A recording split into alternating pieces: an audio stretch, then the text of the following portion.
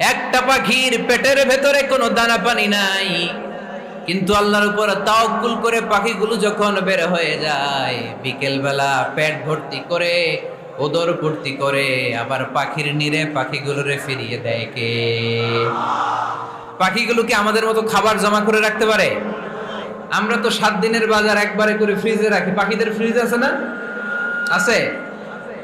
আমাদের অতিরিক্ত টাকা হলে আমরা ব্যাংকে ব্যালেন্স করে রাখতে পারি, অ্যাকাউন্ট করে রাখতে পারি। পাখিরাও তো অ্যাকাউন্ট করে রাখে না?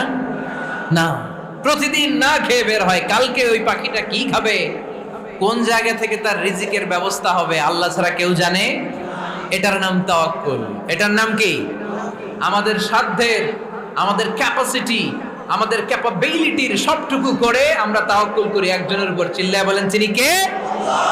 এজন্য ইসলাম আমাদেরকে শিখায়, সালাত যখন শেষ, বের হয়ে যাও, কাজে নেমে পড়ো। কাজে কোনো লজ্জা